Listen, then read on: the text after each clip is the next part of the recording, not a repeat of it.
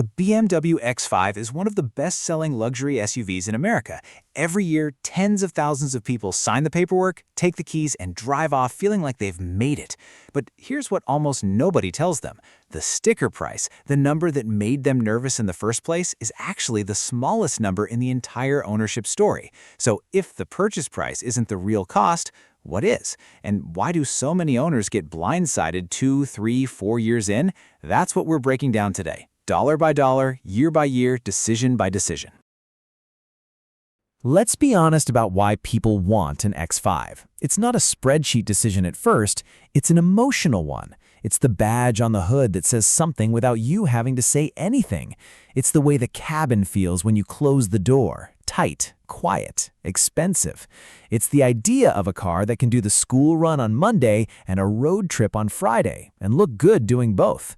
Marcus, our owner for today, wasn't chasing a spec sheet when he walked into the dealership. He was chasing a feeling, the feeling of finally arriving somewhere. That feeling is real. It's also expensive, and the price tag isn't where that expense starts. Here's the sentence that changes the direction of this video. The purchase price is only the entry fee.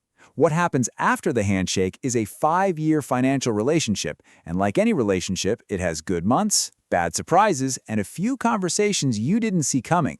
Let's start where Marcus started, the buying decision itself. What does it actually cost to get one of these?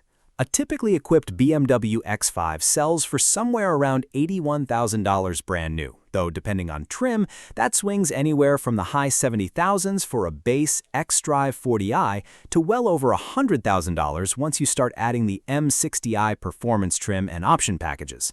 Here's the part almost nobody budgets for. The typically equipped price is rarely the price people actually pay. Panoramic skyroof, premium package, 22-inch wheels, executive package. Each one sounds small at the counter. Stacked together, they can add $8,000 to $15,000 before tax. Then come the numbers that never make it into the Instagram caption. Sales tax and registration, often $5,000 to $8,000 depending on the state. Dealer documentation fees, destination charges. If Marcus finances, which most X5 buyers do, a typical 72-month loan at today's rates adds roughly $12,000 to $15,000 in interest over 5 years. Lease it instead, and BMW's residual value assumptions plus money factor markups can quietly add thousands more than the payment alone suggests. By the time Marcus drives off the lot, the sticker price he negotiated has already grown by 15 to 20%, and that's before he's put a single mile on the odometer. Here's a question that reframes everything. Who profits from Marcus owning this car? BMW, obviously, on the sale and on every dealer-only part for the next decade. The dealership on financing markup and service visits. The bank on interest. The insurance company on a premium that's higher than almost any of his neighbors are paying.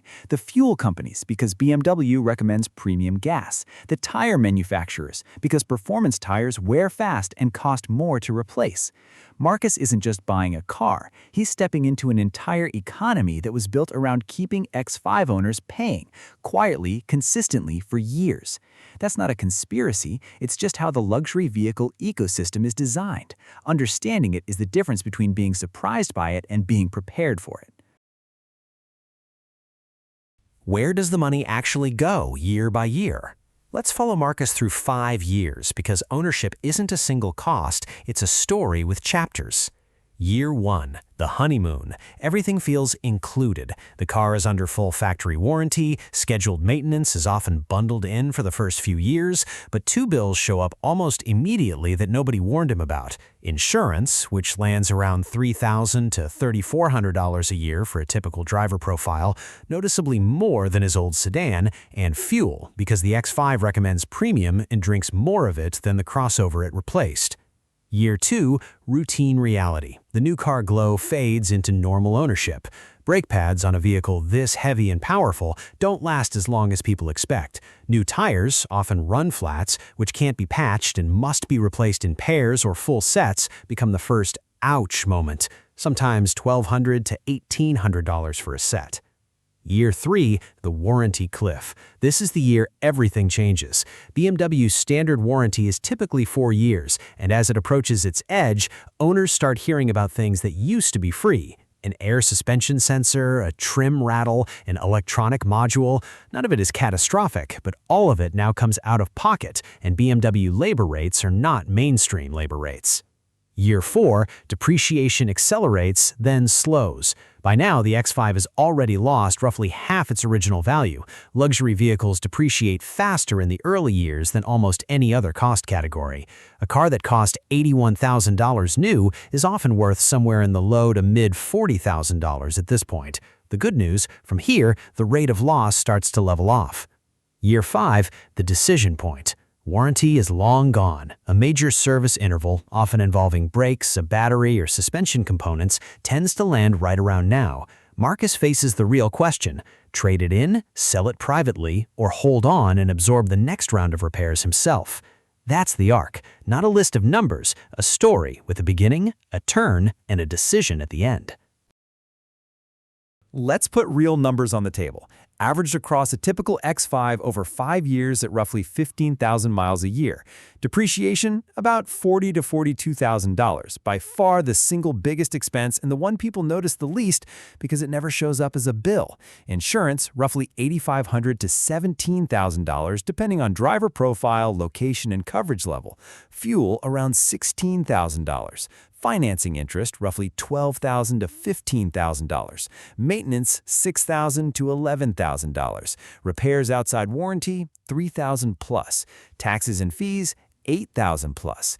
Added up, and the 5-year total cost of ownership typically lands somewhere between $93,000 and $115,000 on a car that only cost $81,000 to buy. Depreciation alone, the cost of the car quietly losing value while it sits in the driveway, is often larger than fuel and maintenance and repairs combined. That's the reveal most creators skip. Now you know it. What does nobody warn you about? A few things catch almost every new X5 owner off guard. Run flat tires. They can't be repaired like a normal tire. They wear faster and they cost more, often replaced as a full set rather than one at a time. Premium fuel requirements. It's not optional on most trims. It's built into the compression ratio of the engine. Dealer labor rates. Independent shops can be 30–50% cheaper for the same job, but many owners don't realize that's an option until year 3 or 4. Software and connectivity subscriptions. Some features that users have shifted toward ongoing subscription models across the industry. Worth checking current pricing before you assume everything's included forever. Air suspension and adaptive components on trims that have them, which are wonderful when new and expensive the moment a sensor fails outside warranty. None of these are deal breakers on their own. Together, they're the reason so many owners say the car felt more expensive than I expected, even when the sticker price was exactly what they budgeted for.